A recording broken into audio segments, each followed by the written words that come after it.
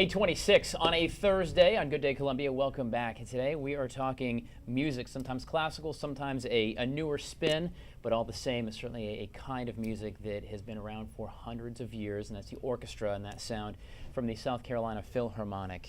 Morihiko Nakahara, welcome, my friend. Thank you for having me. Let's talk the symphony for just a minute and the orchestra.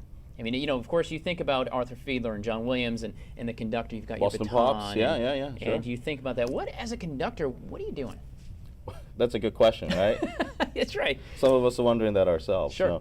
No, I mean, you know, we through our physical gestures, and you see us sometimes going, using larger gestures, sometimes very light. You know, we could show basic things like how loud, how soft, right, how fast or how slow. You're keeping time for the artists. It's really I look at my job as really trying to facilitate many different parts that musical ideas that might be going on at any one particular given moment.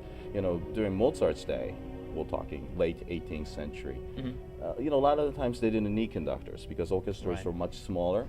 So in that case, the lead violinist, the concertmaster, would simply, while he or she was playing, would signal those ideas, and they could just, they could see that person here in the orchestra because it was much smaller in the smaller venues too. Right. And really, kind of out of necessary evil, I always say conductors are really necessary evil.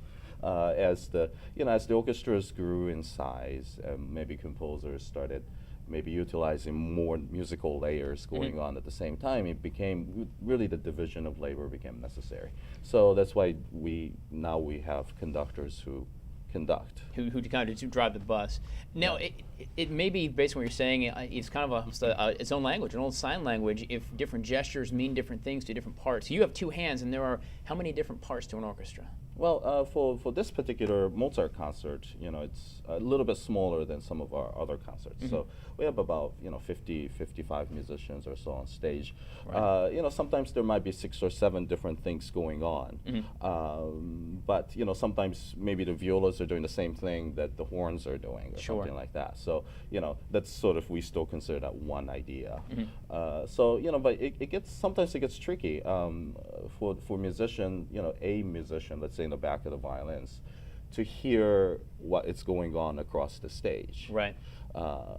Especially on some larger concert halls, like Koger Center is fairly large. So for that reason, really, that's where my job becomes more crucial. It's just like, you imagine marching bands with drum major, spread out all over the field. It's sort of like that. Right. Because of course they can visually hear it. Sometimes sound travels a little different. Yeah. And that's well, you can go ahead and get that if you need to. Is that me? I think so. That's so embarrassing. No, it's my. But I'm always fascinated. Like I said, the conductors that when I start off, I ask what you're doing. I mean, just to see that back. But let's talk about the Philharmonic specifically. Mostly Mozart Saturday Night. Yeah, and it's mostly Mozart, but Mozart, he was. Any Bon Jovi in there? No. But probably the most famous musical prodigy of all time. As a composer, as a pianist, he was also a violinist. And so we're kind of doing a little mini survey of his music. We're doing his Clarinet Concerto, featuring our own principal clarinetist, Doug Graham, who's been with the orchestra for many years. Okay. Fantastic musician. It's my fourth season here, and I've always wanted to do this piece with Doug. Right. And so I'm glad that it's coming true. It's one of the last pieces Mozart finished just mere weeks before he died. Wow. At the age of 36. We're also doing a piece for 2 pianos that he wrote to feature himself and his sister, who was also a pianist. Okay. And so it's kind of almost like a dueling piano idea. Very cool. In Mozart's own way. And we have 2 outstanding young musicians who won this Arthur Fraser International Piano Competition, which we do in conjunction with the USC every summer. So they're coming in. And sounds like it's going to be a great night of classical music, Mozart. Yeah. scphilharmonic.com is the website if you want to get information, learn more about you, sir. Of course, the Philharmonic, the future stuff you have coming up, and Saturday night is the big night. 7:30, Koger Center. Tickets still available. Yep. Come out and see you do your thing, and I've been to one of your performances, and it truly is amazing watch you glide and to see it all come together. It's truly a work of art in itself. So.